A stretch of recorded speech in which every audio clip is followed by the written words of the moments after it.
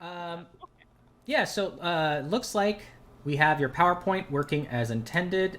Seems like everything's there. If I have to resize stuff, I'll try to do it as we go. And Okay.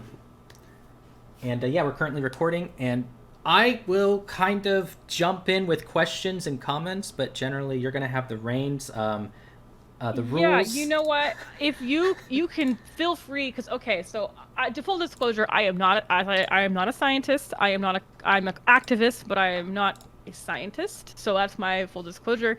So my brother, I feel like, is the more well-read person of the dynamic. So feel free to jump in anytime, Matt, if you want to add something or put in your 2 cents. I know you love to do that anyways. So if you would like Shade. to. You can. All right. Or if you call me out and think something isn't right, I did do a lot of research on this. It took a lot of time. I tried to use I got it from sources that I thought were credible. So but if you want to call me out, feel free to as well. Okay. And one last thing. Do you mind if I share this on my Facebook real quick? Yeah, that's fine. Okay, I was just making sure since you're the one here. So let me just share this real quick.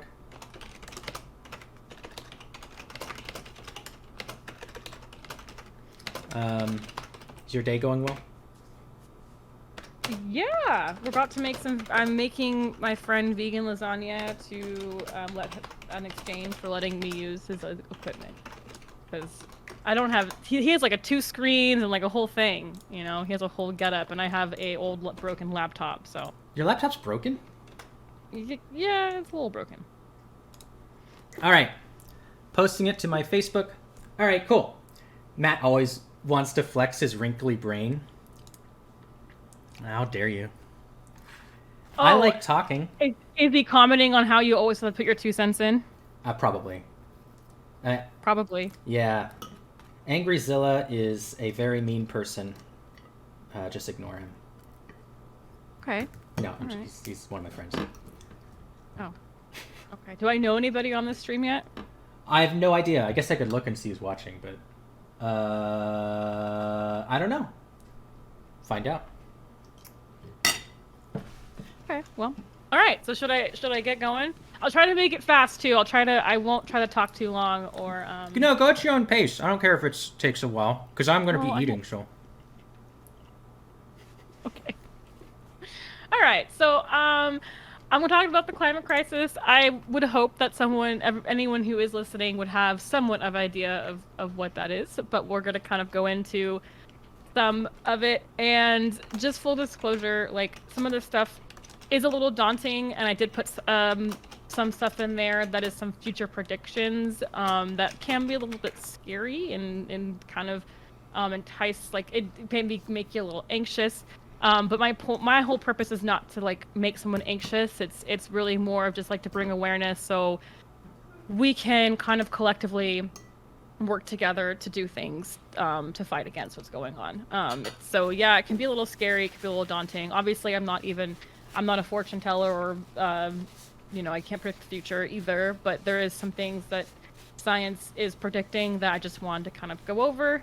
And But yeah, yes, I'll just jump in here and just repeat yes. the earlier thing that neither one of us are like scientists. This is just No, individual. this is just individual research that I've done on my own, and I've little background. I've always been very interested in the environment and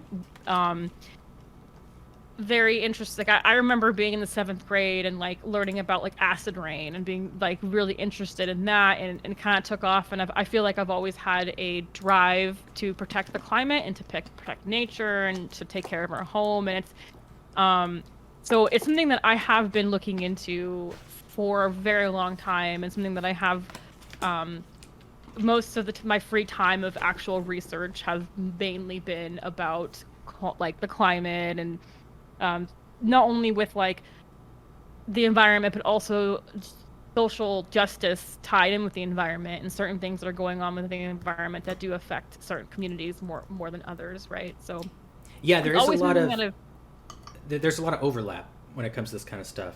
Absolutely, there's a lot of overlap. A lot of people, like, POC, less privileged people are more affected than, like, you would say, like, upper class communities, right? There is definitely or other parts of the country, other parts of the world that aren't as privileged as, like, us, for example, are getting more affected, or whatever. There is social justice that is involved in environmental work. So it is intertwined. And obviously, environmental work affects everybody, right? Like, the climate crisis does not discriminate against your ethnicity or your gender or anything like that. Like, it's coming at us all equally, just in different phases, right? So it's something that everyone does affect everybody. No one's not going to be affected by this. So, okay. Do I press the space bar? Nope. That's how I pause it. It might be clicking or the arrow. I haven't done a PowerPoint presentation since, like, college. Oh, okay, you click it. Okay. So this is an interactive thing that I did an intention to do it a live presentation. So we don't have to do, like, questions or whatever, or, like, either you type in the chat or Matt can help me out. But I was going to start off as maybe to think about, what have you noticed about climate change so far? Like, what have you seen in your communities? What have you seen maybe in the news? What have you seen in your state where you're living? Have you seen how climate change has affected? How's the weather been when you were a kid to now? Like, or what are some things that are going on in even in, like, what's going on in California right now, right? What's going on in the East Coast right now? What are some things that are happening where you can actually see the effects of climate change? So we don't have to. I don't know if Matt wants to give an example or. Yeah, no, actually, I think there's a lot of examples, because you and I grew up together, and without being, like, too specific as to location and all that stuff, I'm sure you remember how just, like, different the weather was when we were younger, how different the hills looked, how even wildlife. There was more wildlife around. Well, I think about. Sorry, go ahead. Oh, and also just, like, driving to town, there was always a river running. Right, like, there was always a river. Remember the rivers would overflow because all the rain that would happen in the winter, and the rivers would we couldn't take the bus, like the long route with the bus, because the bridge would be overflowing. Yeah. Like, we'd have green hills in the winter. We'd have frost in the mornings. Like, every morning I remember my car door would be, like, frosted shut. I remember we'd have, like, super lush mountains in December, and whenever I go back in the winter now, it's like 70 degrees and everything's dry. And so there is drastic, and it's not raining. There's no rain. We used to get so much rain in the winter. It would pour. We get rain in the spring.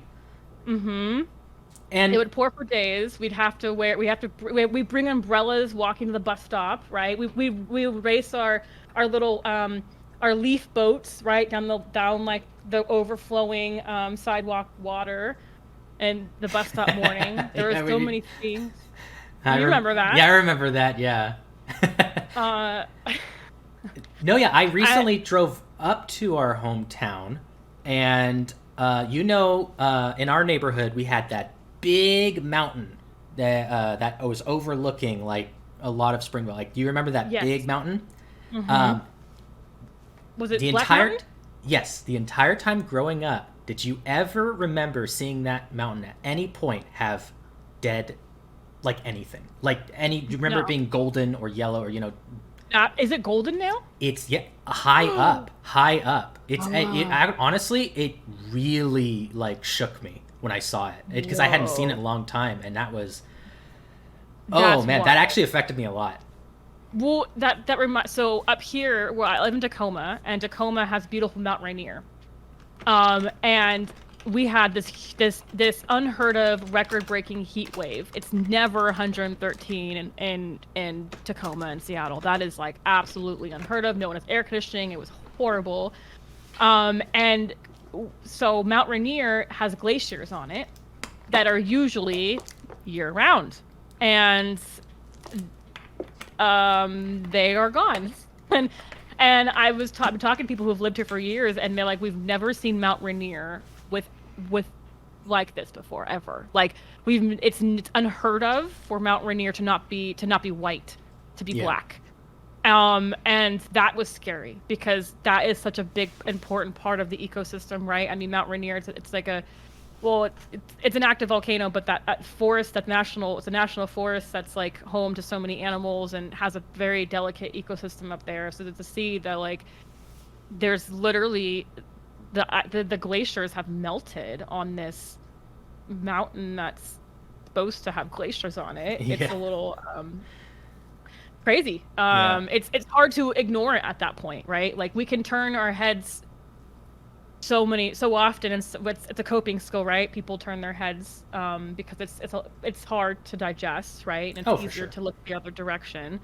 But at a certain point, though, I think we're heading towards where we can no longer do that, right? Where it's kind of apparent in our faces, and it's hard to ignore. So, to me, if we talk about it and we get angry about it, and we figure out how to collectively find ways to challenge the system, that sounds a little bit better to me than just looking the other direction and waiting for things to just hope that things will change without, being a part of that change. I think it's just like. Well, not only is it better, it's necessary at this point. Right. I mean, it was necessary a long time ago. Yeah. I mean, this has been years in the making. I mean, this is not. The science has been screaming at us for a very long time. Actually, I think scientists have actually been noticing climate change for a century, I believe. Like. Yeah. Well, I mean, think about. Go ahead. Oh, I was just gonna say, like, a little bit past the Industrial Revolution, we started to notice it, and study it. Yes.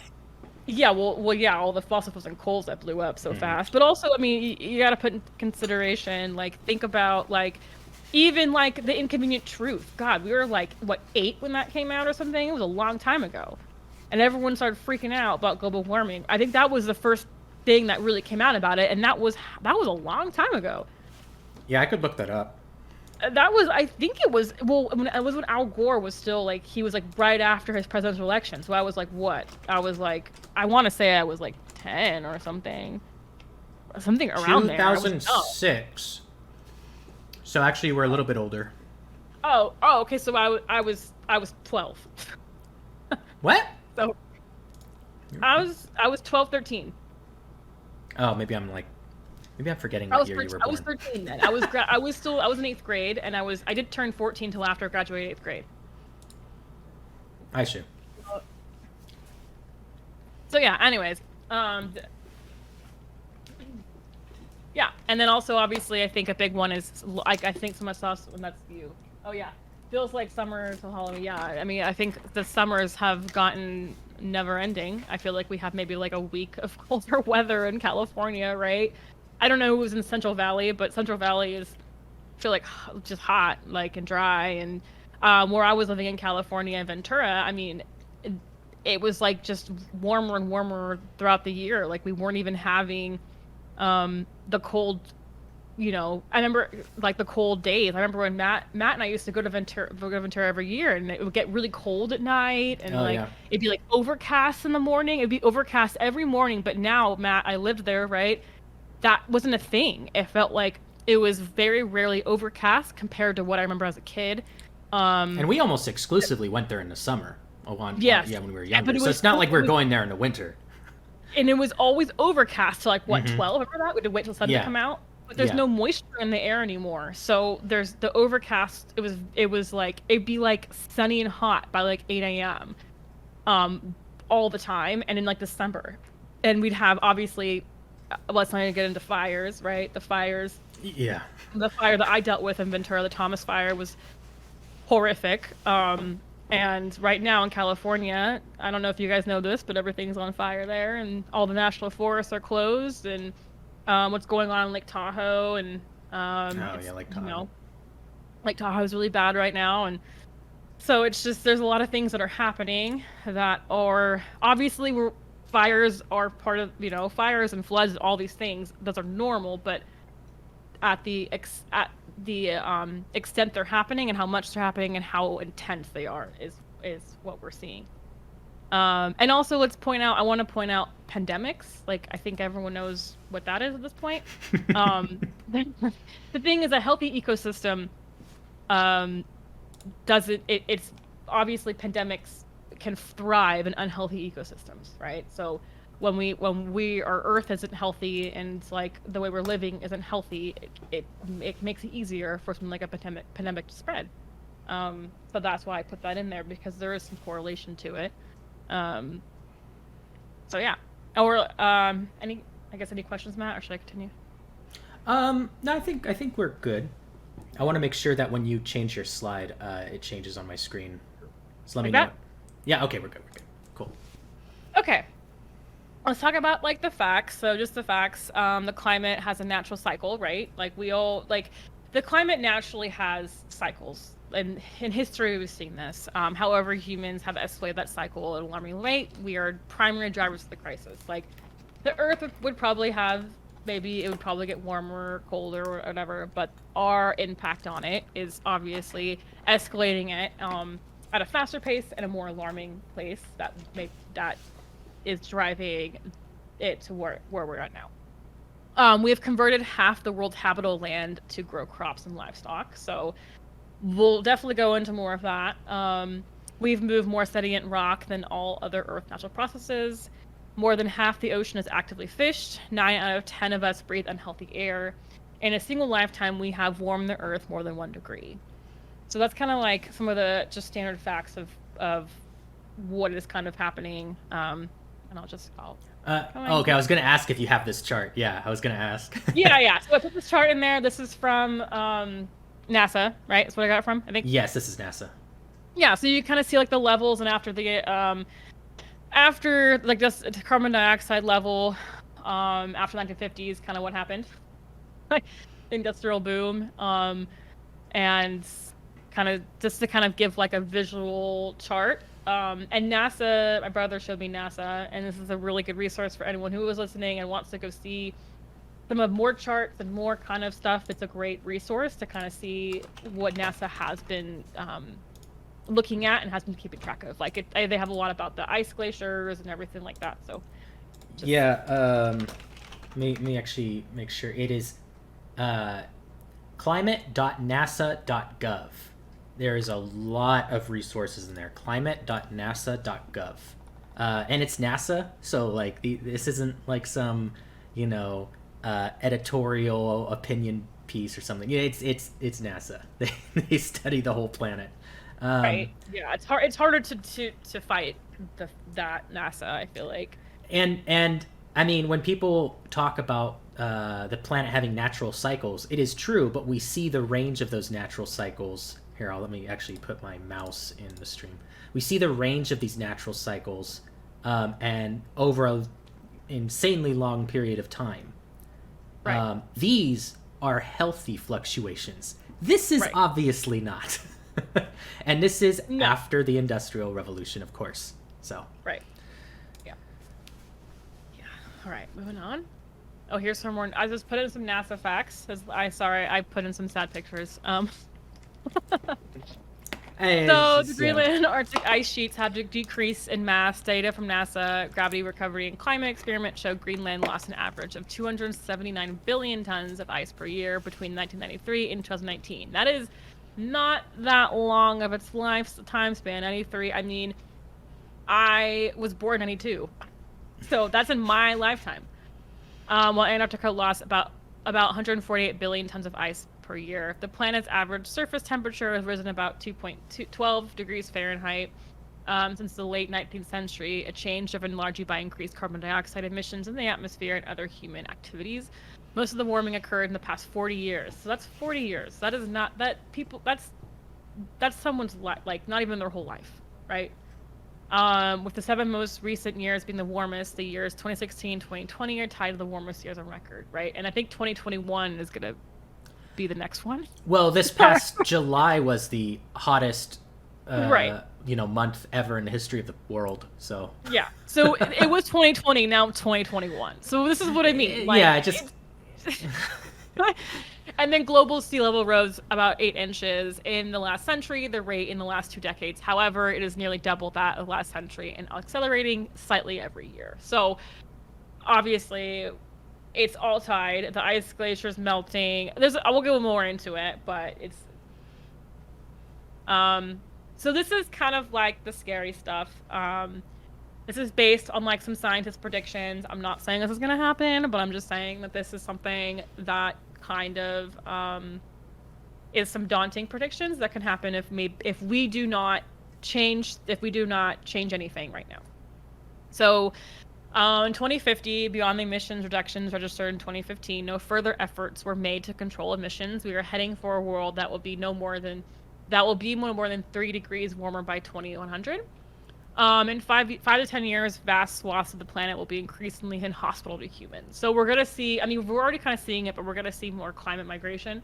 Because climate refugees, yeah, climate refugees, because things. I actually was called a climate, not refugee, but a climate transfer or whatever, because I told them about California and how climate change scared me and the drought. I'm like, oh, so you're like a climate. Like you're a climate refugee, or like you're a climate migrator, and I was like, oh yeah, well, because you with that humongous fire, that was the Thomas fire that you talked about earlier, right? Oh, that was horrible. Yeah, and then everything kept going from there. Like it was like it was horrible. It was absolutely awful.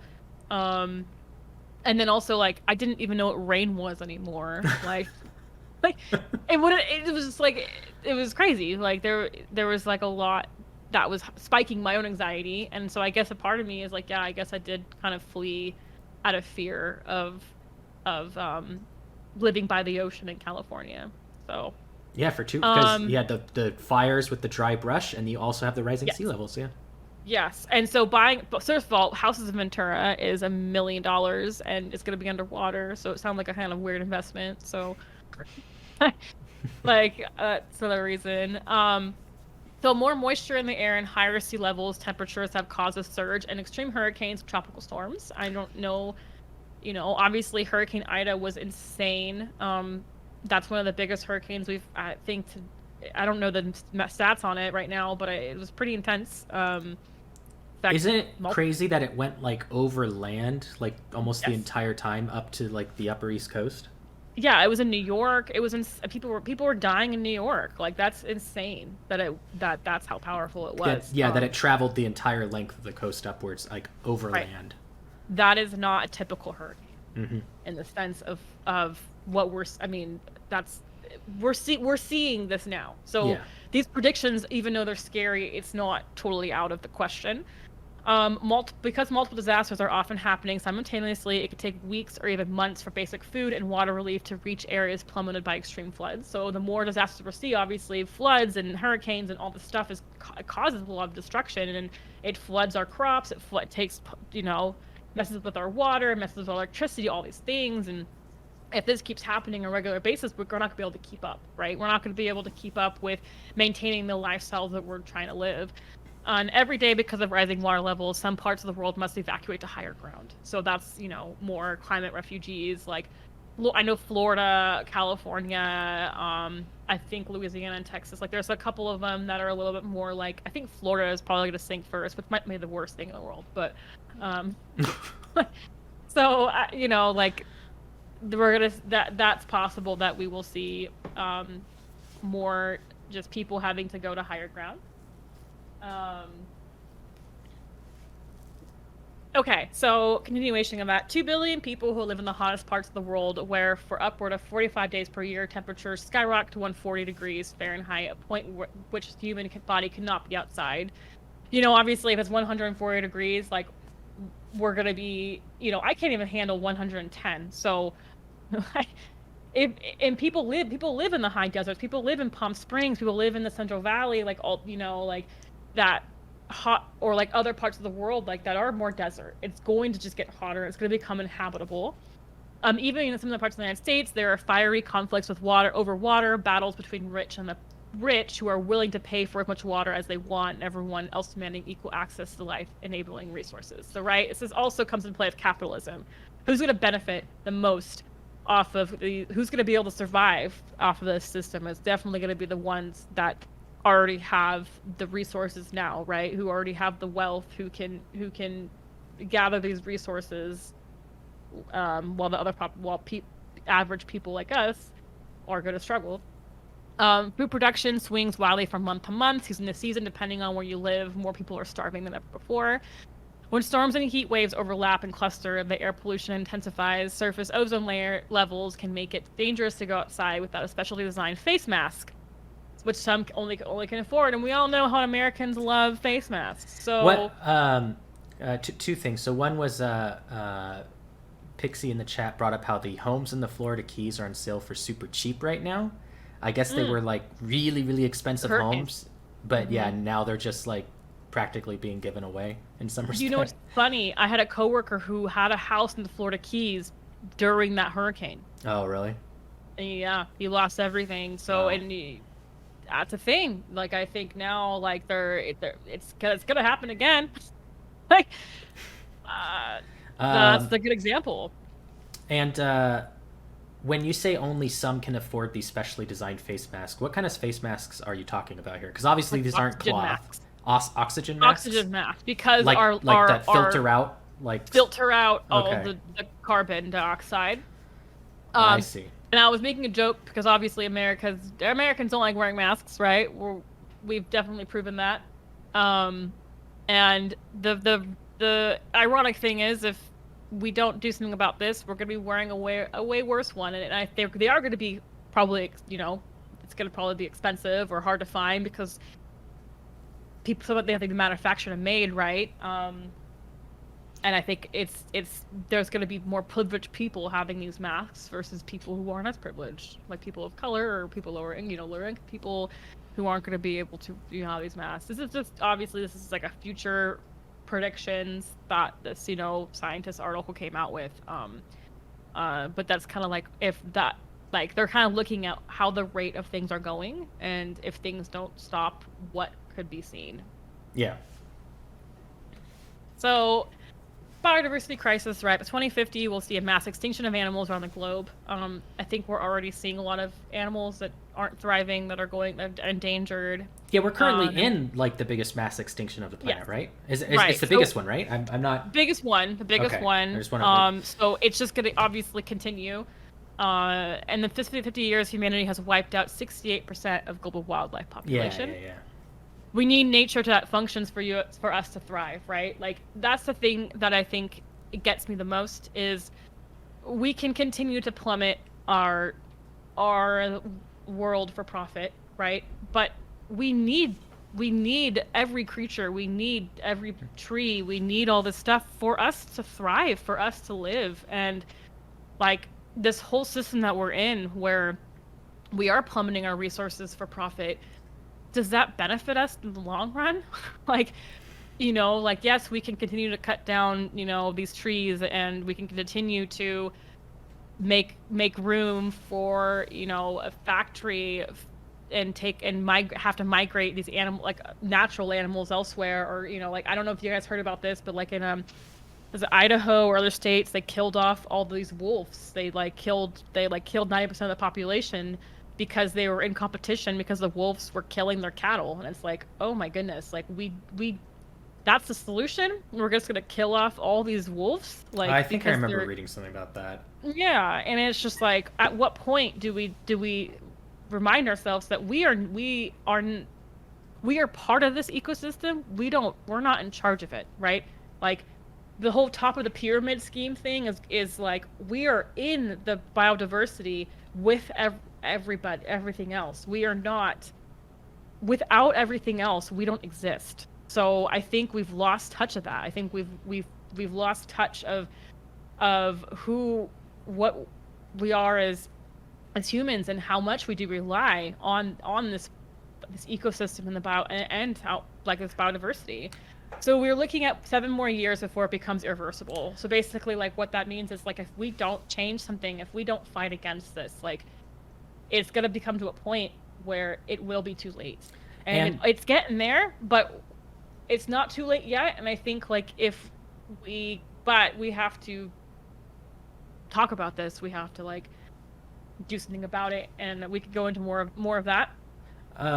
Yeah, I was Yes. actually going to ask if, because the two main things that I would assume is most dangerous when it comes to a loss of biodiversity is twofold. One, when it comes to the oceans, and two, when it comes to our forests, right? Hmm. Those are the two biggest ones. Yeah. Well, the forest. Yeah, I think that the forest and the ocean. Yeah. Like the gigantic forests that produce so much of our Yeah. oxygen, like So worldwide. basically, the so We yes, can start. We can talk about the ocean first. I was just yeah. So let's talk about the ocean. The ocean is vital for our survival, like absolutely vital. So 90% of the world's largest fish have been wiped out due to the fishing. So commercial fishing has taken a very dark turn. We have these giant nets where we capture everything and everything. I mean, we take in whales, sharks, dolphins, these giant nets. They capture everything, and because we are 8 billion people on this planet, we have and most people eat fish and regularly, right? So what's going to happen is we're going to be depleting more and more of our ocean to keep up with the demand, right? So slavery in the seafood industry is reported in 47 countries. So that's going on. Like people on these boats, specifically like in like Thailand and other parts of the world, they are slaves. They are forced and stuck on these ships. And that's a big problem going on right now. I actually have a Government question about that. Yes. So just so you can clarify, by slavery, so there's different types of slavery. Obviously, all of them are bad. So you're referring to like literally not being a person; they are property. Yeah, Like they're property. sort of like chattel slavery in a way, rather than like They're a absolutely wage property. slave or an indentured servant. Correct? Yes. Okay. Uh-huh. Yeah. Slavery is so governments give 35 billion to the fishery industry every year. In subsidies? I think so. Yeah. I Uh-huh. don't. Yeah. Obviously, because the government is they make money off of the And system. is that a worldwide figure? Do you know that? I believe I'm not sure actually. That's a good question. I should look into that. Okay. I was just wondering. I don't remember. 250,000 sea turtles are captured by the fishing industry. 46% of the Great Pacific Garbage Patch is compromised of fishing nets. So something that I think people don't understand is, yes, we have a plastic problem, but a lot of that plastic in the ocean is fishing nets and fishing supplies and things that are left. Are in these fishing oceans. nets made of plastic, or is it? Yep. Or really? Yep. Mm-hmm. Wow, I did not know that. Um, and when it comes to They're like plastic and like there's a lot. Yeah, it's like plastic and like twine and like shit. It's like that. That's yeah, I like assumed really. it was like more like rope, but I guess that's like Uh, an old timey fishing net. No, That, and it kills. I mean, so it gets left in there, and other animals get stuck in it, and they die. And so, yeah, like 300 dolphins, whales, sharks, porpoises are killed from nets, as well as killing off competitors for the fish. Something that is also people aren't aware of is because the fish is getting more scarce, because we're seeing depletion. Now we are killing off dolphins at a mass slaughter because dolphins are also eating the fish, right? And that is now competition for us. So we are now killing animals in the ocean um, that that eat the fish, but eat the fish at like not a they do it in a dolphins don't deplete the ocean, right? yeah. Like So essentially, our fishing is messing with the food chain. I mean, yes, yeah, and so yeah. actually, fun fact: the oceans are starting to see an overrun of jellyfish because the ecosystem's so off balance that we're not seeing fish, and we're seeing a lot of jellyfish in the ocean. So that's been interesting. So net lines is set every day to wrap around the Earth 500 times. So we're seeing like the fishing industry is huge, and it is something that we're not protecting our ocean at all, like at all. There's like these like greenwashing guidelines. I don't know if you guys are familiar with greenwashing, but it's when businesses pretend that they're doing something, like they pretend that, oh, this is environmentally, like they'll have this like we're doing something sustainable, and but it's not. Like I think there's some companies that got called out, oh, we don't kill dolphins, but that wasn't end up being like true. They were still like using those big nets that were capturing dolphins. They just didn't like actively kill them. So it was like there's a lot of greenwashing in the ocean, a lot of like, but a lot of the ocean is not protected. And by 2048, we're looking at a fishless ocean. So that's not that long away. And a fishless ocean is not a good thing. And what so, you know, if there's no life in the ocean, there's no ocean. Oh, can you go back real quick? I had a couple questions. Yes. So one thing I wanted to know was you said 250,000 sea turtles are captured by the fishing industry. Is that another case of what's the term? I think it's worldwide. I think it's like a statistic that they're just kind of like gathering. Oh, I was going to ask if it was like they were just caught up in it and they weren't the target. Okay, so because I didn't think that like I'm assuming we aren't eating sea turtles, right? Like in mass. I assume not in mass. Yeah, not that they do get eaten, but not in mass. But the this thing is just like they're getting caught along with it. Yeah. Everything gets caught in those nets because it's they're so indiscriminate. Big. They take everything, and when they have these giant nets, they think these people are gonna go through all these fish nets and like, oh, like let me put this back in the ocean. That's not happening. Like, yeah, that's not happening. So the issue is like, when it's not just fish that we're catching, and even if it is, we're doing it on an unsustainable level, right? But we're killing everything. We're not just taking what we're selling in the supermarket. So let's talk a little about the ocean temperature. And so ocean with their currents, different water temperatures, and descending and ascending layers hold and absorb carbon of heat. So let's just give like an example. The reason why Ventura maybe isn't feeling the same heat waves that Central Valley is. Ventura is a beach town near LA. Just if anyone who's curious, it's right by the ocean, and the ocean cools us. It absorbs the carbon, absorbs the heat, right? So it's very delicate for our ecosystem and helps there be a balance. Initially the ocean absorb carbon and help us, but when too much carbon is absorbed, which is happening, like there's so much carbon being absorbed, the oceans begin to process emitting carbon back into the atmosphere that will raise temperatures. If the ocean absorbs too much carbon from global warming, they become acidic, specifically carbon acid. This acidity will eventually kill some of all the carbon-eating and oxygen-producing plankton. So we're already seeing the ocean has become a lot more, so 28%, 26% more acidic. And it's so research has been looking at how it is actually killing the Great Barrier Reef, how it's killing the plankton, because the ocean has become significantly more acidic. So it's becoming to the point where it's killing a very essential parts of the ocean. We will find ourselves as an insufficient oxygen in the world where no one will be able to endure. So basically, like, without the ocean, we will die. If the ocean is dead, if all the coral reefs are dead, if there's no plankton, if the ocean's not taking in the carbon and cooling us down, if the ocean dies, the ocean is like absolutely essential for our survival. There's no debating that, and we are completely depleting it. So it's a problem. And it's really sad because there is, we have the Green New Deal, but where's the Blue New Deal? Where no one's talking about, like, the government has not, I've never heard, unless Matt, you could tell me wrong, but I feel like everyone's talking about fossil fuels, but no one's really talking about the ocean. And without the ocean, there's nothing. And so I wish there was like a Blue New Deal. I wish there was something where, hey, this is a problem, and in order for us to survive, we have to do something about it. We have to change the way we do fish. We have to change the way. I think there's a reason for that, actually. What is the reason?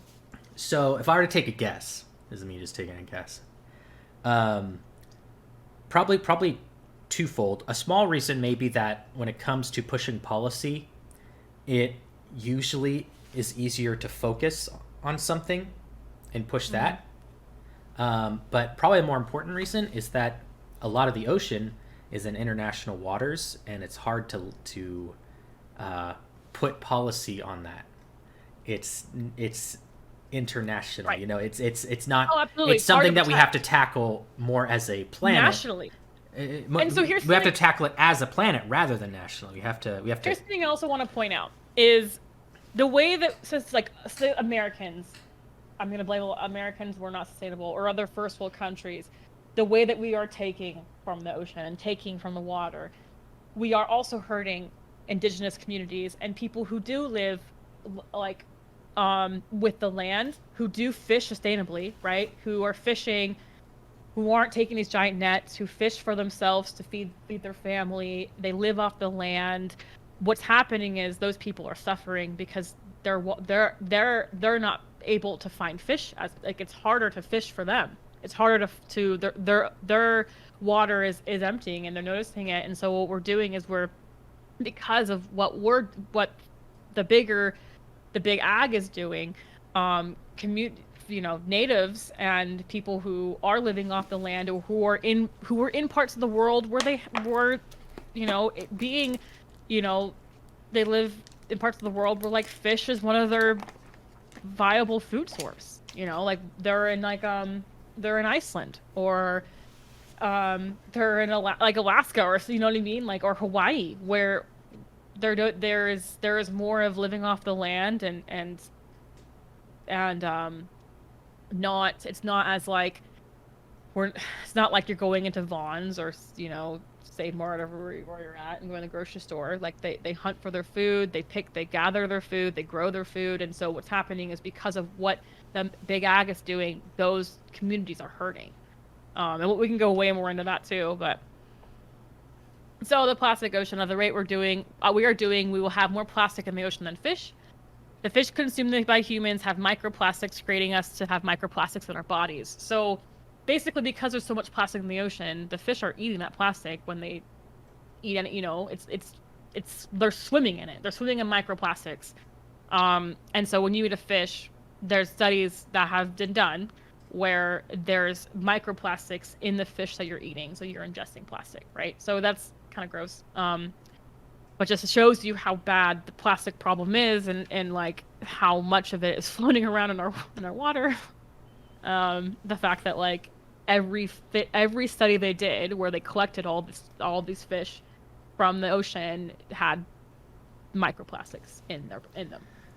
When it comes to microplastics, do you know what the has there been studies on what the side effects of that are, like for having microplastics in our bodies? I want to say that's something that they've looked into, but I don't know how much, honestly. I might Google that while you're on this. That would be slide. something to Google. Yeah. I don't know, but but people who do eat fish from the ocean, especially regularly, have plastic in their system. I mean, we probably all do, considering how we just all float around in a plastic world. So I would think that even the most conscientious people probably have eaten plastic or drinking plastic. But like as far as that, like if you're eating fish from the ocean, and I wish I could say that farm fish is better, but it's not environmentally great either. But if you're eating something from the ocean, you are ingesting plastic, and that's kind of like the reality of it at this point. This one I'm not going to go that much into, just the fast fashion industry, just to kind of tie into like consumerism, and how we live in a capitalistic society where we kind of have this, we have to consume, we have to get the next best thing, we have to have this and that, and like it does create, the more we consume, obviously creates more fossil fuels, more, like there's an effect to how much we consume. And one thing is fast fashion, because fast fashion is huge right now. I mean, I'm on TikTok. I don't know if I was on TikTok, but like every ad is like, buy this clothes, and one of them is Shein. Shein is like super popular right now and blowing up, and everyone's buying Shein. Shein is a horrible company. That's the exact symbol of fast fashion, where they underpay their workers, where they sell cheap clothes, synthetic clothes made of plastic. So a lot of the times when you're buying fast fashion and it's synthetic, there's plastic in your clothes. And so what happens when you do your laundry? that we're, that plastic is getting into the water. It's contaminating the water. It's also going in the ocean. Like, it's all cycled. And it's hard because we're all part of this system. We're a victim of the system. But unfortunately, when it comes to how we purchase things, and especially fast fashion, because obviously it's nice to buy like a $10 dress, right? It's like, oh, that's cheap, because none of us, or most people that I know, aren't like can afford $100 dress all the time. But there's the issue is this fast fashion industry is pretty toxic, and the way they produce it in the factories is computing a lot of fossil fuels contribution to that. But because of what they're made out of, the synthetic material, that's the microfibers are released into the wastewater treatment plants that it cannot be filtered them. Basically, what's happening. So that's kind of like a little gist of that. I won't go too much into it, but just kind of yes. Oh, I did post a scientific paper on the effects of microplastics in the chat, and I'll put it in the description of the YouTube video as well. I just skimmed. Oh, what was that? Were there any highlights or anything that I should? Any highlights? I just read over the abstract. It seems like it's not entirely understood, but there's a potential for transmitting toxins, and they are themselves made of toxic materials. So, but the effects are not generally understood. But it might go more into detail in the full paper. I just skimmed the abstract right now. Got it. Yeah. Okay. Makes sense. All right, guys. Let's talk about deforestation. That's the big topic. Yeah. This is a big one. This is something that hurts my heart a lot. Obviously, the ocean does too, but the ocean and what's going on with deforestation, it's so heartbreaking. We've already lost 20% of the Amazon rainforest. It's estimated that within 100 years there will be no more rainforests. There will be no more us. Agriculture is leading cause of deforestation. 1.5 acres of forest are cut down every second. The rate of deforestation equals a loss of 36 football fields every minute. 20% of the world's oxygen is produced by the Amazon forest, right? So that is big percentage. Soil erosion, floods, wildlife extinction, and increase in global warming and climate imbalance are a few of the effects of deforestation. Yeah, when it comes to the Amazon rainforest, you said it reproduces, 20%? And then there's another gigantic forest. Oh, I can't remember what its name is, but it's up north. It's like in Canada. Yeah. Oh, I can't remember the name of it. David Attenborough talked about it. We have one here. It's beautiful. We have one here. And it's pretty miraculous. And it's like, that's the one. I've been going to that rainforest. It's like, oh my goodness, like this is so special. And this is so amazing. And it's so vital. And the fact that this is happening is like, it just hurts my heart. And like these other forests, like we tend to think of, I don't think humans generally think of as much of our oxygen being produced by so few forests. These are very key forests that we need to maintain. Right. What is that one called? Yeah. I'll look this up. They're key for our biodiversity, for our ecosystem, right? And I mean, the rainforest is home to most of the species. The earth, the ocean and the rainforest are the most biodiverse climates on the planet. They're vital. They're so vital. They have the most species, right? We haven't even discovered all the species in the rainforest and in the ocean. They're completely the most biodiverse, precious ecosystem that we have.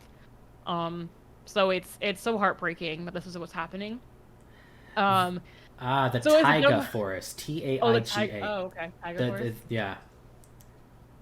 Yeah.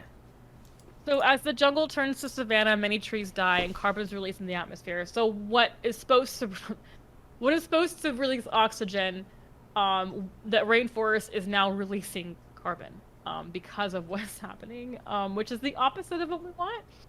It is calculated that Amazon could release 200 billion tons of carbon over the next 30 years, which is very alarming because this is supposed to be the lungs of our planet, right? It's supposed to be vital for us to breathe clean air. It is not just the rainforest. Trees of every description are invaluable to the planetary stability. A loss of 25% of the world's forests cover risk catastrophic tipping points, and we have cleared 40%. And it's not stopping. It's just every day this is happening. And it's just, and we have to, we'll go into more of that later, but so let's talk about animal agriculture. Yes, I am a vegan. Yes, I've been vegan for years. Yes, I went into veganism because I believe that we're all sentient beings that deserve a happy life, and what we do to these animals is the opposite of that. But at this point, what I want to talk to you more about is animal agriculture and the how it's linked to all these things. So it's a leading cause of species extinction, ocean dead zones, water pollution, habitat destruction. Um, so accounts for actually that meant to be deleted. I made a mistake on that. It's not 87%. It's a lie. This is a different version. So ignore that 87%. Livestock sector is one of the leading drivers of global deforestation, is linked to 75% of historic deforestation of the Brazilian Amazon rainforest. So basically what's happening is we're cutting down rainforests. A lot of it is for palm oil, right? That's a big one. But a big one is animal ag, because we're making room for cattle, and this is home to natives, and natives have been dying. There's people are dying over there fighting for the rainforest. And 70% of the soy and corn crops are fed to the animals we slaughter instead of feeding the hungry. So basically, most of like corn and soy that is grown, is that the land that we chop down to use that is just fed to the animals that also take up so much land. So it's not like very little of it is going into supermarkets as tofu. Most of it is getting fed to these animals. And fun fact, there is a release where they're also now just feeding just trash to animals, like grinding up plastic and like trash, and feeding it and grinding it down into like a powder and feeding it to hogs. Matt, if you want the link on that, I can show you. It was this guy basically released it. He took footage in his job and got fired, and so he like released all this footage. Animal agriculture is responsible for 20 to 30% of all freshwater consumption in the world. So if you think about how much water it takes to take to all these animals, like so much, and actually we'll go more. Any questions about it? I mean, you could send me the link over Discord or something. Okay. So yeah, so water and air. So animal agriculture leading contributor to pollutants on lakes, rivers, reservoirs in the U.S. According to the U.S. Environmental Protection Agency, the EPA, many states with high concentrations of large industrial livestock operations experience 20 to 30 serious water quality problems a year as a result of management problems. So what you're seeing in this picture is basically a pool of shit. Like what you're seeing a pool of shit. And what they do with that shit is they spray it into the air, they put it into our water, they put it into our streams, and there's there's footage you guys can go, whoever's interested, you can go, and they have like animal activists put like drones, and they go over them, and they could see how big they're big as football fields. The storage water emulates in open lagoons, and frequent spreading can result in significant greenhouse gas emissions as well as toxic gases and particulate dust. So this is actually where definitely environmental racism comes in, because all of these factory farms and all of these shit pools are in people of colored neighborhoods, and they're in lower income neighborhoods, and people are getting really sick because of it. Their water is polluted, their air is toxified, and these are not going in like, white privileged areas. These are going in communities where like they don't have the same privilege, and so they're getting sick. So it is, yes. Just so I know, before you go on, I want to make sure so I don't get in trouble. There's no pictures worse than that pig picture when it comes to gore, right? No. Okay, good. Was that bad? Was that No. That wasn't bad. I just wanted to double check. That should be allowed on Twitch just fine. So I just wanted to double check going forward that there wasn't anything like really bad. No, because I don't want to get blindsided. That's all. No, I do have like YouTube videos that I was gonna show, like not show this, but I do. I'll just click that slide because that is what nightmares are made of. But yeah, no, I can't. I have to be respectful of TOS. Yeah, no, I wasn't gonna play those. So Michelle, animal culture is not the only cause, so why highlight it more than cars and other fossil fuels? Well, a great question. They all are important, yes.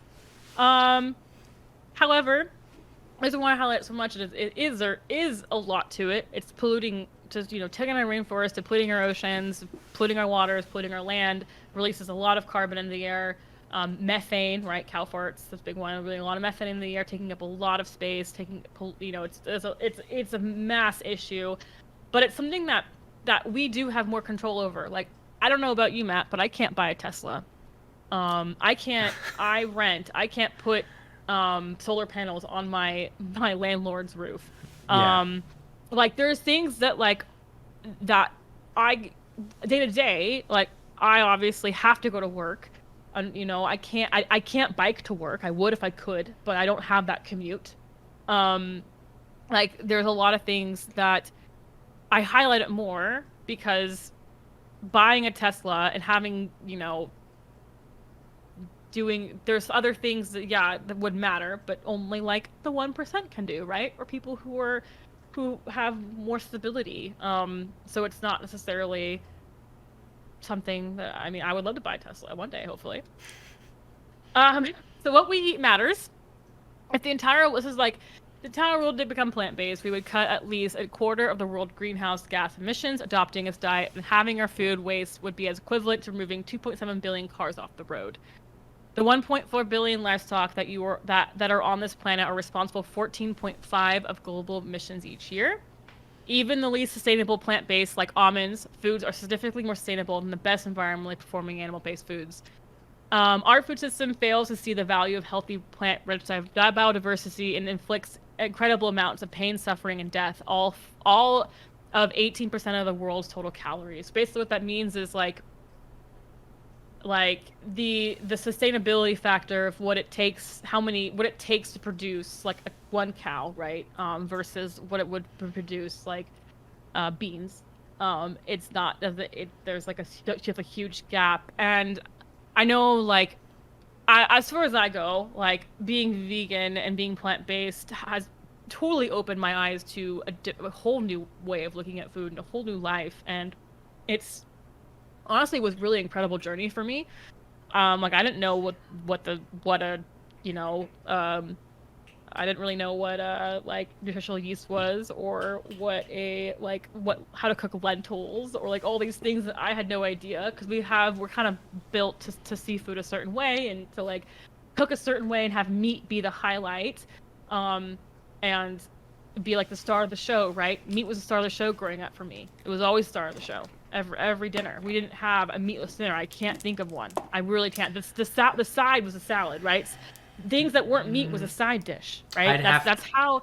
Yeah, I'd have to think about it. I mean, because it was like pork chops and salad. It was like chicken drumsticks without, like it was always the meat, and that's an American diet. Meat has been the star of the show, and that's it's usually the entree. Yeah. The entree, right? Yeah, so the Western diet requires 3 billion hectares of grasslands to produce red meat and dairy. So it's the way that we eat is no longer sustainable. The way we're doing things is no longer sustainable. And I'm not saying that that a vegan world is probably possible, but if we can revamp the way we do, maybe just don't have it be the main, if we decrease our consumption overall, right? If we don't need to have as many factory farms, don't have to have as many land use, because we're not eating meat at such a mass scale. Like, if McDonald's shouldn't exist, I don't believe that burger meat fast food should exist, because that is insanity how much burgers they're going through a day, and it's not obviously not good for us either. But before you move on, I just wanted to clarify that is it pronounced hectare? Sorry, that's actually an Australian word. Well, I looked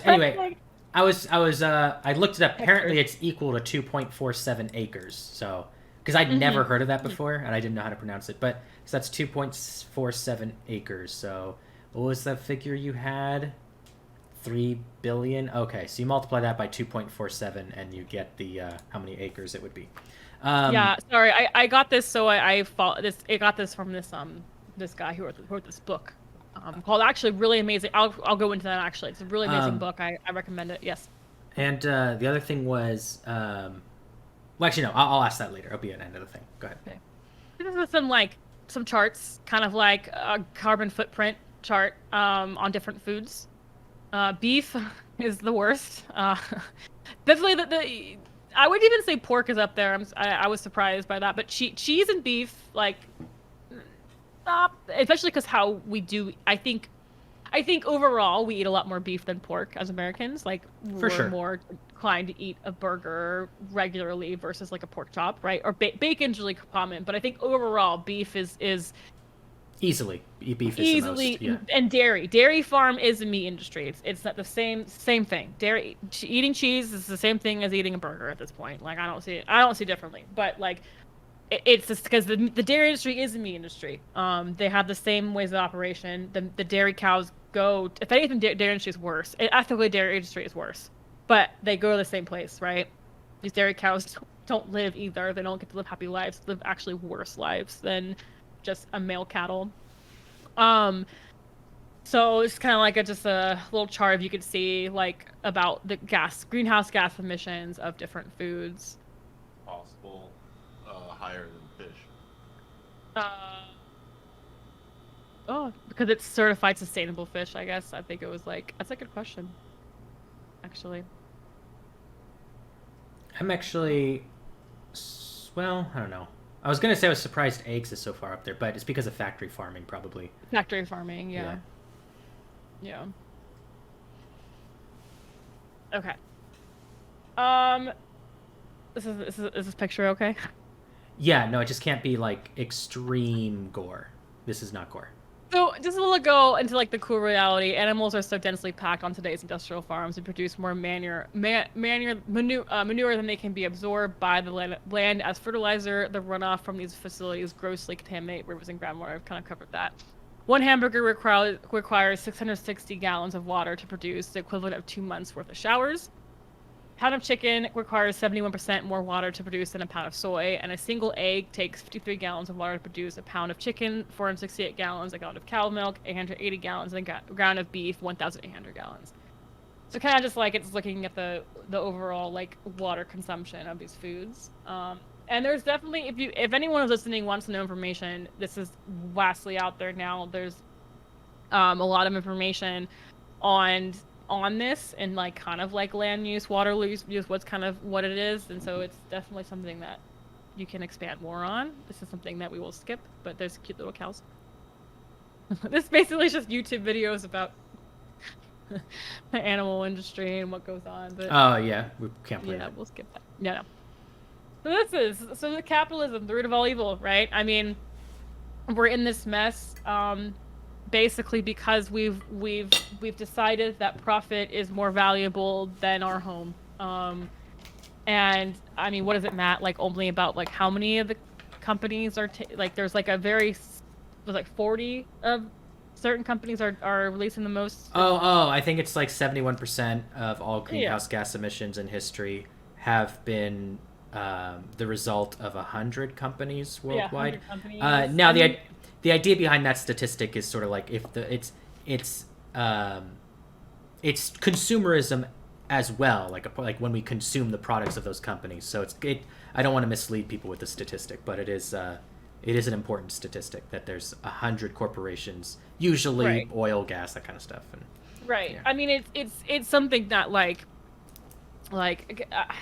obviously I consider myself more of a socialist, and I know that the thought of change is scary, and there it wouldn't be without change would be hard, and it wouldn't be without any pain, right? I think like when we do go through transitions, and we're due for one. I think if we're looking at the history, aren't we due for a change in the system? When did it, like, I feel like historically, I think we're kind of due for a revamp. No, it can vary. I mean, things move faster now than they did back in the day. So Yeah, but basically, like, what I mean is this all is from profit, and this is all kind of the root capitalism. And my idea is kind of like that I said, like, we are depleting our lands for profit. We are doing all this for profit, but we can't breathe money, right? We can't drink money. We can't eat money. at what point does the money stop becoming valuable? Because to me, sure, like money is an idea, right? But what is truly valuable? What truly valuable is having life with, you know, with nature, and like being able to drink fresh water, and to, you know, eat fresh fruit, and to do all these things that like matter more to me than money. But I think the way the system is running right now, we've lost that, and then we're so desensitized, right? We're so desensitized because we're all victims. We've been bred to grow up in a society where we think we have to do the grind and do all these things to be successful, and to, like, I was definitely part of that. Like, I definitely felt the pressure to do all these things to be like valuable to society.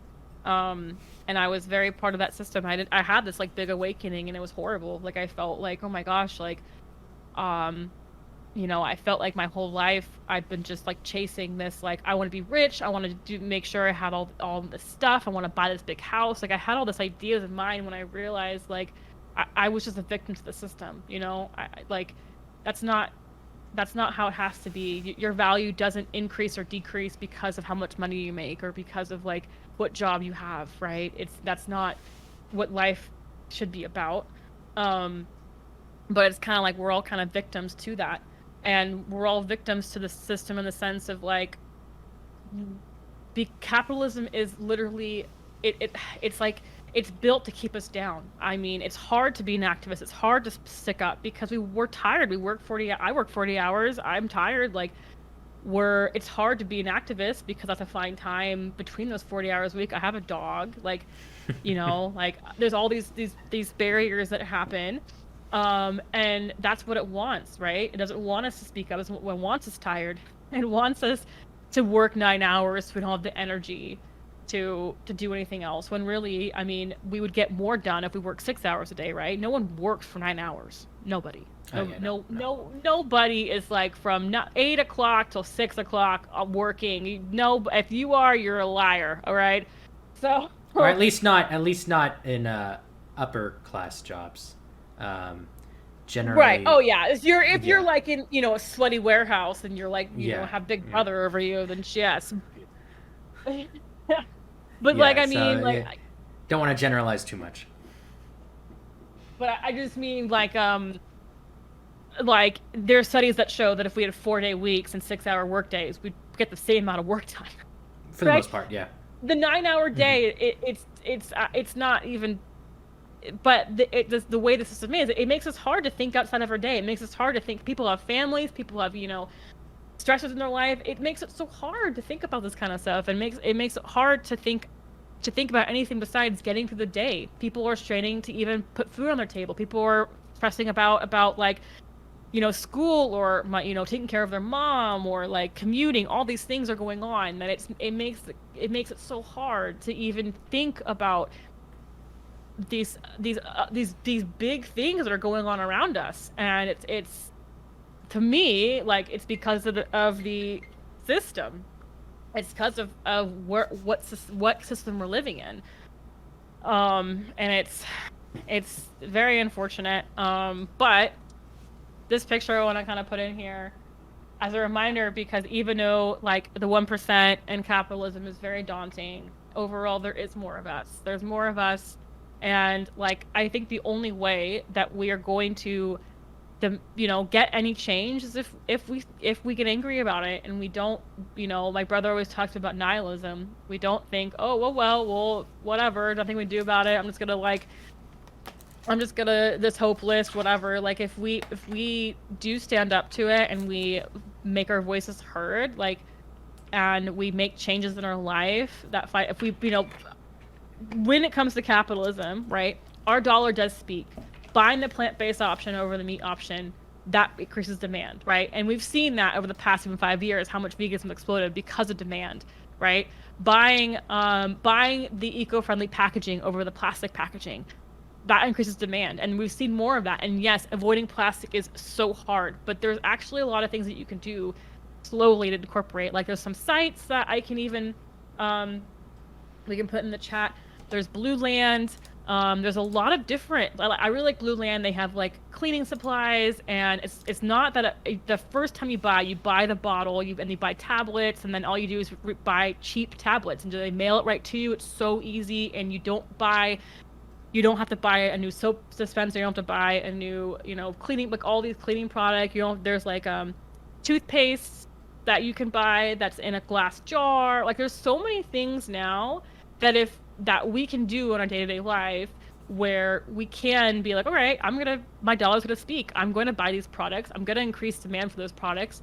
I'm going to do what I can to decrease my plastic consumption, because yes, it's impossible to I think honestly it's in the society that we live in, it's so hard to not buy any plastic. It's so hard. I mean, everything's in plastic, but we can make conscientious choices. You can compost, right? It's a big one. Actually, we should go into that. What can you do for another 1%, right?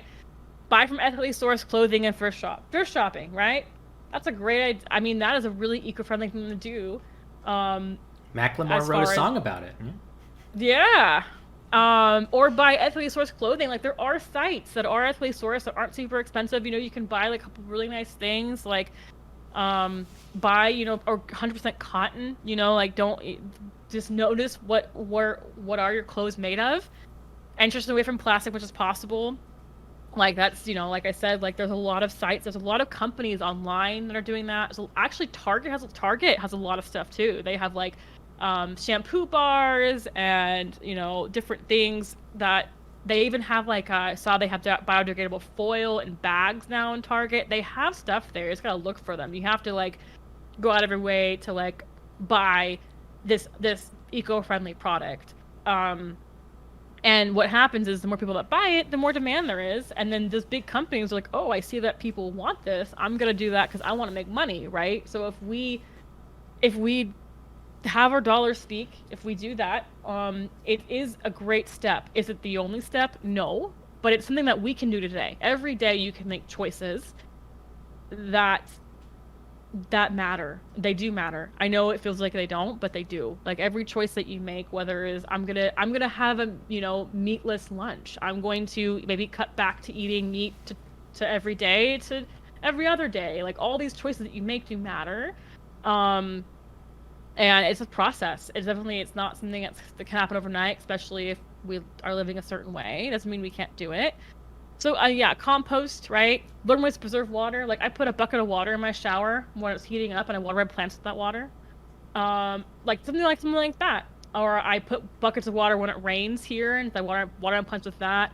I do things like I compost, which is like instead of putting your like vegetable scraps and stuff in the garbage, it's actually more eco-friendly to compost it and put it in the yard waste bin, right? And compost it down. And I don't own a home. I don't have a big compost thing, and it's really actually, once you get the hang of it, it's not hard.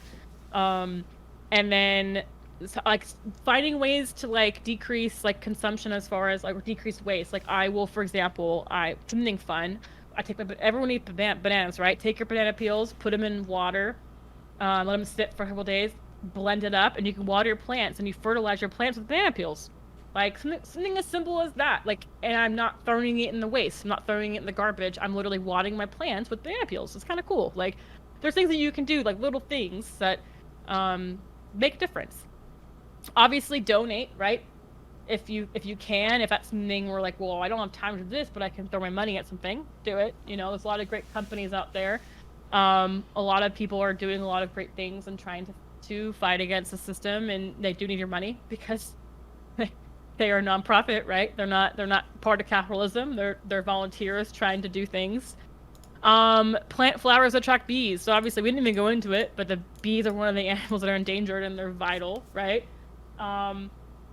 If you do have a house, especially, or if you have like a little backyard, look into it. What attracts bees? Like, or I know lavender does, and like I had a zucchini plant, put the lavender right by it, attracts the bees, pollinates, and gives me zucchinis because they pollinate them. They pollinate the zucchini flowers and grow your own foods, which that's a process. Not everyone can do it, but if you can, growing your own foods, buying local, right? like buying from farmers markets, buying from farm stands. That's a great way to decrease your your fossil fuel emission, because they're not coming from like, you know, trucks not coming far away. Also, you're supporting like more local businesses, and a lot of, especially in California, there's so many farm stands. Farmers markets are like year round, right? So that's a great way to do it. And voting, right? Voting for solutions, voting in people who aren't against this, right? Like voting for people who are wanting change. What's bees? Beads. It's Arrested Development. I know. Bees. Beads. Beads. Bees. Anyway. Joke's not on board. Yeah, so finding your own activism, whatever that is. What are you passionate about? Are you upset about the ocean? Look into that. Find your activism in that. Is the deforestation bothering you? Is the fossil fuel industry bothering you? Like, I know in Tacoma there's a huge fossil fuel thing. There's a huge fossil fuel problem, and the DSA actually is trying to tackle that. So we're actually trying to stop expansion of fossil fuels in Tacoma. So, you know, think like work locally and think globally, right? Like, what is your community doing? What's going on in your communities? Are there groups? Are there people that are trying to do things in your own community to change things? Yeah. So always some documentaries to watch, if anyone's interested. Some are like, I would definitely, anything with David Attenborough. So that's A Life on a Planet and Breaking Boundaries. David Attenborough, a very knowledgeable man. And so he has been watching climate change happen in his whole career, right? And so he's been like speaking up in his documentaries, being like, hey, I'm watching this firsthand. This is what's happening. So I would recommend those first two a lot as far as like climate change and Our Planet. So those three, Life on Our Planet, Breaking Boundaries, and Our Planet. That one is those three, because David Attenborough are really educational. Eating Animals is really cool. It's kind of like how we came about, how we went from small farms to factory farms. That one was actually really interesting. I just don't know how to watch it now. It used to be on Prime, but I'm not sure anymore. Yeah, so those are those. And then I'm putting this in here because I really can't speak highly enough about this guy. He has a podcast that's really informational. Lots of doctors go on it, environmentalists, activists, and we was having a nice conversation. Hey. Then they showed up uninvited. Oh, thank you, Brutus Days. Sorry. Let me give this subscription the tier 1. 15 months in a row. Thank you so much, Brutus. Fun fact, duck farts. Okay, wait. No. My farts are 10% of yearly carbon emissions, silent and deadly. Thank you so much. Thanks, Brutus? Wait. Brutus Deus. Brutus Yeah. Deus. All right, Brutus Deus. And, Well, you might want to get that checked out, but... No, he said mine. Duck phones are yours. 7's farts. Yeah, sorry. Yeah. Here's a special quack just for you, and thank you so much for the tier 1 subscription, my man. All right, sorry, you can continue. No, you're fine. Yeah, so this, and the book, The Proofs in the Plants, this book is honestly, like, even for people who maybe aren't, like, super science-y, this book is a great way of explaining plant-based diets and different foods and, like, climate change and, like, health. It is, and it does it in, like, sections. It's so easy to read. I just can't, if I were to recommend any book about, like, plant-based or, you know, health, this would be it. I think that it's really well written. This guy, he's a what's the word I'm looking for? Something like with a certain therapy. Basically, he's a master in nutrition, and he's been studying nutrition, and he's just very knowledgeable. So, and his podcast is really interesting, and they have different subjects, so you can just scan through what one's interesting to you. There's a lot of environmental ones on there, obviously. But a lot of health ones, like they have one with diabetes, a lot of diabetes, and they talk about different like diet fads like keto and paleo, all that. They talk about like all kinds of stuff, all but like different health concerns, cancer. Like it's super interesting. So I just put that in there because I recommend it. Tips to get started: do your own research, right? Get help from those That's who always already took on... that's always like an iffy one though, because with the internet, sometimes your own research leads you know, to... the internet. Yeah, you can look up, you know, are cow farts good for the planet and probably find something on that. So yeah, you're right.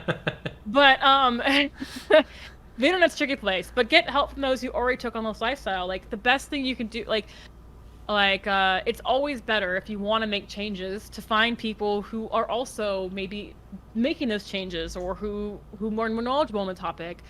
Follow plant-based recipe developers, learn a new way of eating, baking, cooking. Like that's really helpful. Like following eco-friendly like influencers, right? Social media is huge. Like there's a lot of TikTok has a lot of that, Instagram, like following a lot of people who are talking about eco-friendly products or like plastic-free products or different, you know, maybe different recipes, plant-based recipes. There's a lot of people on there that are doing that, and I would recommend that 100% because use that to your advantage. We're all on social media, most of us are, and that can be very helpful to see how someone else is doing it.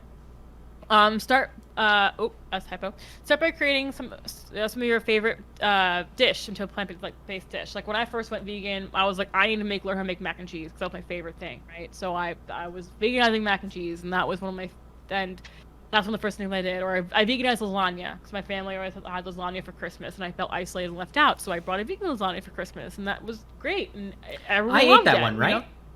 Yeah, you did. Was that so? That was before my. Yeah. Okay. Yeah.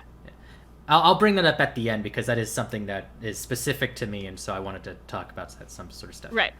And cut out one thing at a time. Like, you know, don't overwhelm yourself. Progress, not perfection. Like, if you want, okay, I'm going to cut out beef. Awesome. You know, that's a great way to start. And that's one of the hardest ones, especially in America. So just cutting out, or like, I'm going to, like, maybe cut out dairy. You know, it's terrible for you anyways. It's awful for you. We're the only mammal on this planet, or only animal on this planet to you know, suck on the tit of another animal. We don't. That is not the... We don't do it like that. We process as well. The thing is, like, if you look into why we eat dairy, there's no beneficial factor to it. So, sorry, the vegan person came out at me. I'm just saying, like, you know, there's literally no reason to consume dairy, and we're addicted to it, right? Case of morphine's addicted to it. So, that's a hard one to withdraw from, and I ate a lot of cheese. I was very guilty of that as well. I was like, I'll never be vegan because I was like, I love cheese too much. I would say that all the time. So I understand. So, but the reality is, when you cut out cheese, your body will thank you so much for it. We're not meant to be eating all those hormones. So, okay. I forgot. What time am I at? Am I going too long? A lot longer. No, it's fine. Also, for anyone who came late, I will be... I'm recording this right now, and I will upload this to my YouTube. So if you wanted to watch the whole thing, so if you missed, you know, a chunk of it, I will be uploading it there, and I'll probably have some sort of command. I'm thinking !climate. I'll probably make that the command in my chat that'll link to this video. So this is like the last one I want to talk about. So part of what I'm working on, this is a nationwide plant-based treaty. This is part of what part of my activism right now. Basically, these people came together and they created this treaty, and they want it to be like a part of like the Paris Agreement, right? Along with the Paris Agreement Act. Basically, their 3 demands is to relinquish, right? So relinquish no land use change, ecosystem degradation, or deforestation for purposes of animal agriculture. Redirect an active transition away from animal-based animal agriculture systems into plant-based food systems, and restore key ecosystems and reforest the earth. So, kind of like no building of new animal farms, no building of new slaughterhouses, no expansion of existing animal farms, no conversion of plant-based ag into animal ag, no conversion of any land for animal feed production, no clearing of forests or other ecosystems for animal grazing, animal rearing of any kind, no new fish farms, protection of indigenous people, So protecting indigenous people and their land, their rights and knowledge, ban all live exports, and no new large-scale industrial fishing vessels. So this is like they're trying to incorporate this as part of like they're trying to fight climate change with revamping the way we do our food, with revamping how we produce our food. And this is a nationwide treaty.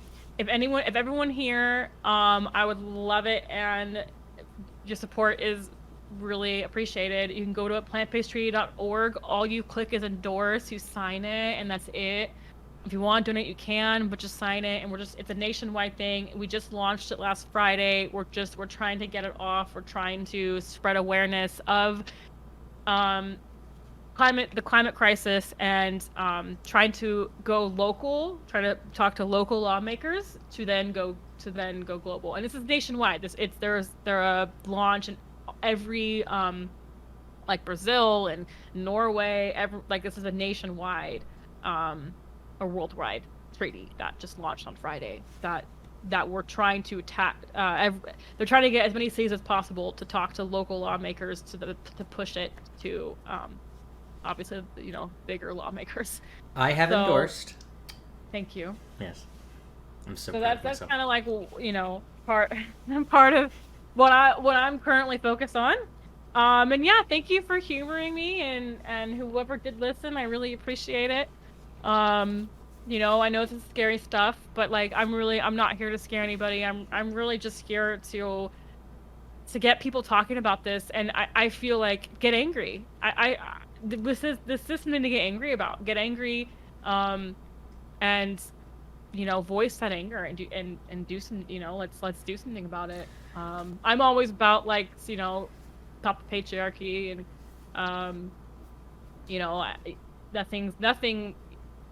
nothing is gonna come easy with the situation, but and to me, I would rather try. So I do appreciate Matt letting me coming on and talk about it, and thank you. I have a couple more end questions, or maybe comments. So as probably a lot of people that watch my stuff know, yes, congratulations on finishing this. Thank you. Is that I have major dietary restrictions due to health problems. I cannot fix those health problems until I get health care. And the dietary restrictions basically prohibit me from eating vegetables, fruit, dairy, bunch of other stuff, right? So I actually am shoehorned into eating a lot of meat. And one of the things that I get really frustrated by is I think we should be pouring massive subsidies into laboratory grown meat. Exactly. Yes. Thanks for bringing that up. Yeah, it is. First of all, it's like infinitely more ethical to just grow meat chunks rather than torturing and killing animals. It's way more sustainable. It's cheaper.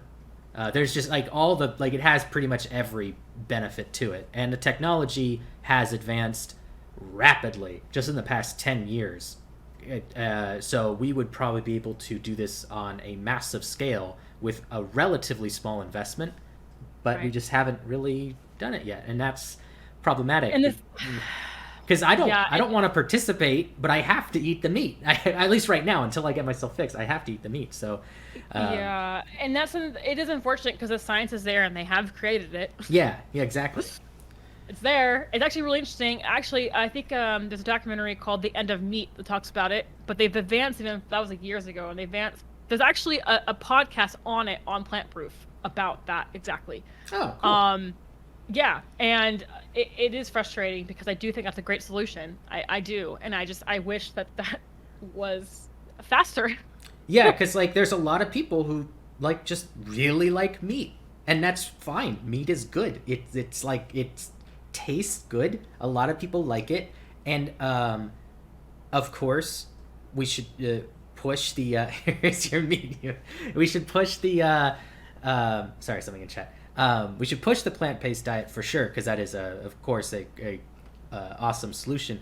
But there's a lot of people who just won't go that route unless they're like forced to by massive, like, I don't know, if you put a bunch of taxes on meat, so it's like people just can't afford it. Kind of like their strategy with like cigarettes or sometimes gas in like European countries.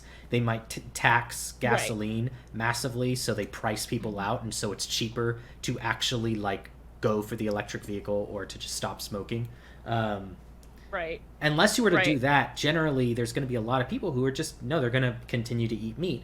So I think a two-pronged approach to this is best. You push the plant-based stuff, of course, but you no, Cat's trying to get on it. But you also,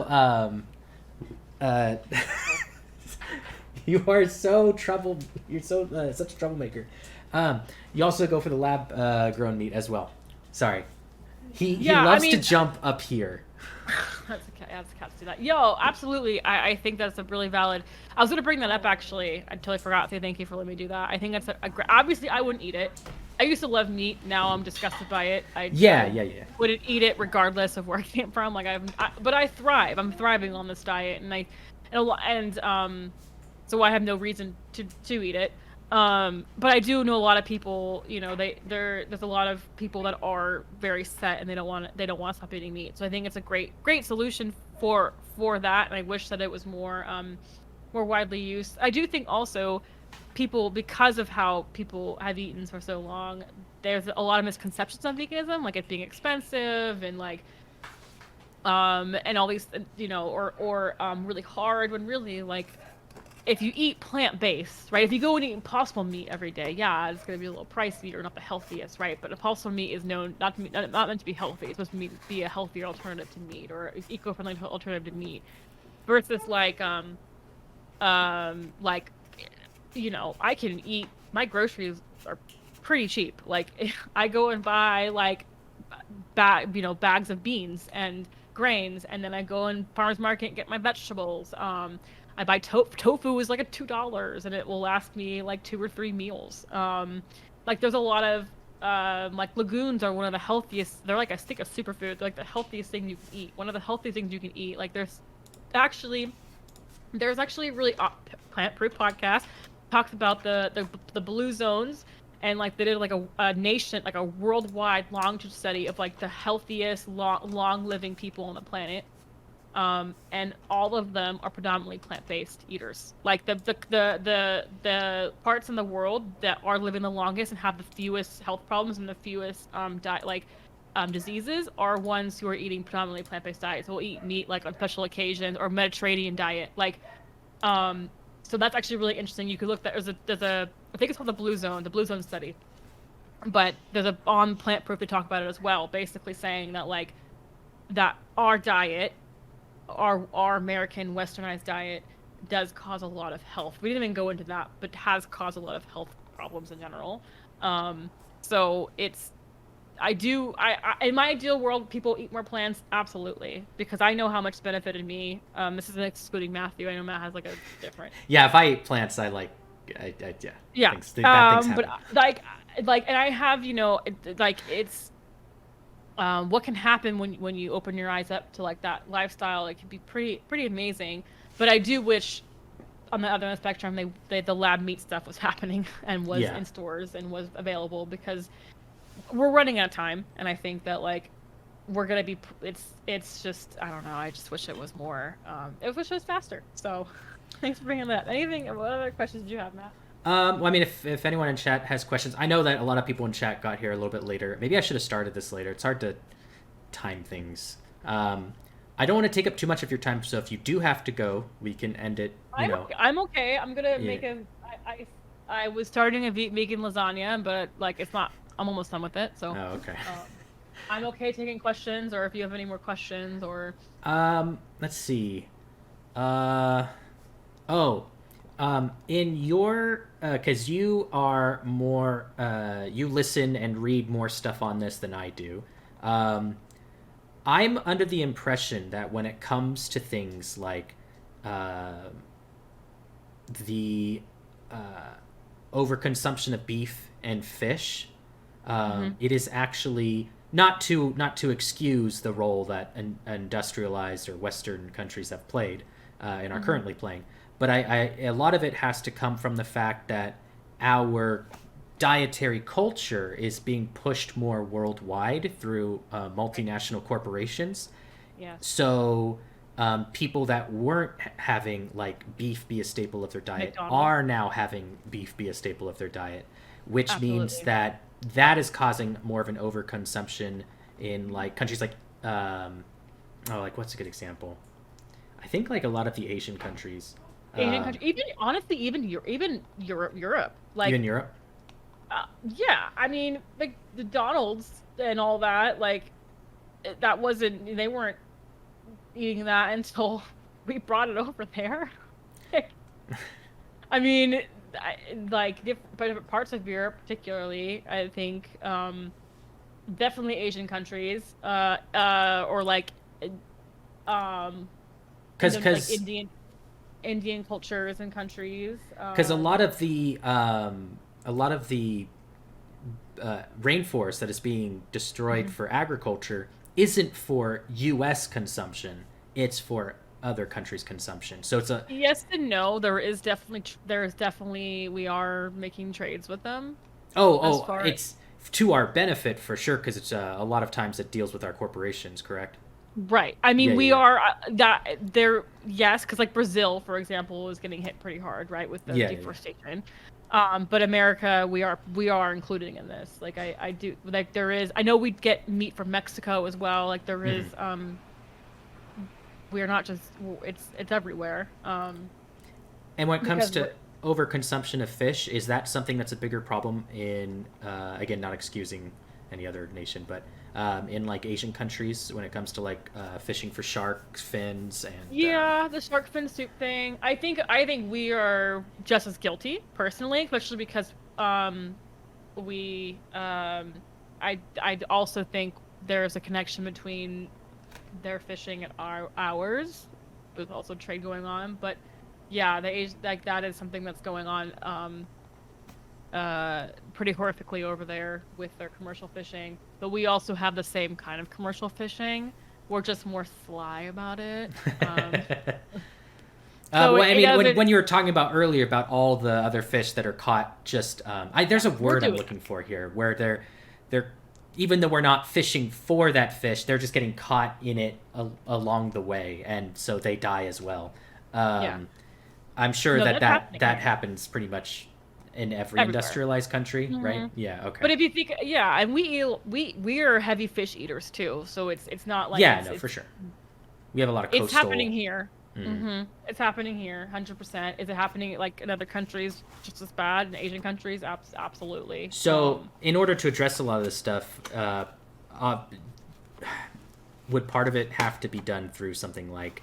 Do you think it'd be better to have it done through separate national policies, or maybe like a UN type of agreement, sort of like the Paris? Yeah.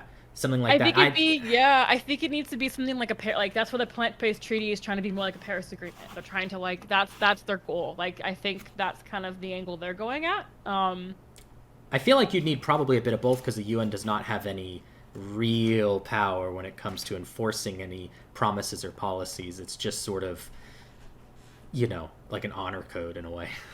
Right. So you kind of have to have the UN proposal be like the starting point, and then the countries would have to have individuals, voters within their own borders, push for policies to enact it to keep with the UN promise, essentially. Right. Yeah. But I do think this is a worldwide issue, and I think we obviously have a lot of power and control. We have a lot of money. We also are. And like, for example, we do control and like have trade in like China and other countries that are also polluting, right? I mean, like it's like all intertwined. So this has to be something where it isn't just like we have to change something in the U.S. We have to change something globally. And so I think something like an agreement across countries, across like borders, would be where we kind of need to tackle. On a hopeful note, do you think that the zeitgeist of the future, it's a great word, Yes, the zeitgeist of the future is leading us, especially with a lot of young people, a lot of Gen Z, young millennials, even older millennials, who are being more open to these kind of ideas. Do you think that this is something that will only get easier for us to tackle when it comes to changing minds? Not necessarily easier in the fact that we're losing time to do it, but do you think there's a bit of a hopeful spirit there in terms of making sure everyone's on the right page scientifically, and or do you think there's still too many barriers? I think there's a lot of barriers. I do. I would be lying if I said that I didn't think that.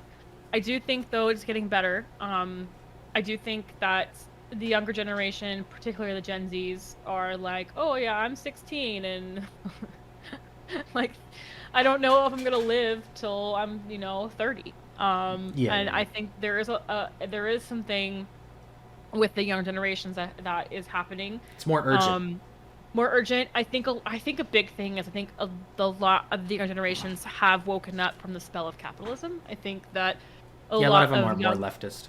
A lot of them are leftist. A lot of them are speaking out against the system, and I think social media has really given a light, like going on TikTok for me, and like seeing how many people are like feeling the same way I am, and are like, hey, like this is upsetting. Like I want to see something changing. So I do think. Does that give you a sense of community, like outside of your community, essentially?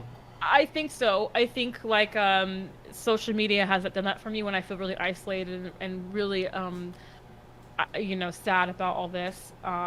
When I go on TikTok and I see other people that are feeling like, oh my gosh, like this is happening, we do something about it, like let's fight the system, let's take down capitalism, like I don't want to work 9 hours anymore, I want to do this and want to do that. And I think it's that does kind of make me feel like hopeful, like there are more people our age and younger that are talking about it on a mass scale. But I do think we have a lot of barriers. I mean, think about the 1%, think about the government right now. There shouldn't, honestly, I don't personally think there should be like 80, like a bunch of 60-year-old people in the White House. They're so out of touch with what's going on today. Like, I really, honestly, I'm like, there should be like an age limit? Should we allow a 70-year-old president? I don't know. I don't think so anymore. Like, I'm just like, I feel like, obviously that's a whole different discussion on the White House, but like I would want to make sure I don't get into any ageism type of territory. Oh, you're right, but yeah. I just mean like there's some like we're talking about young generations, old generations. I feel like the younger generations are more in touch with like what's going on today. Right? If your point is that our government is not properly representing our yes, that's our my point. Current citizens and voters, for sure, there is a massive discrepancy, not only in age, but also in wealth. Right. And then, so I think it's a big barrier. I think the 1%, I think what we have going on with the rich getting richer and like, Jeff Bezos betting his, having that whole, flying and having a pissing contest with Elon Musk, like, that was really discouraging because they have the resources to literally stop what's going on here, and they choose to have a pissing contest and go into space. So I think there's a lot that can be very discouraging, right? When we have these people who have so much money and can reverse a lot of this with their resources, but and the rest of us, like. The way the system is set up, is very discouraging. However, that is hopeful too, because I think a lot of people are speaking up.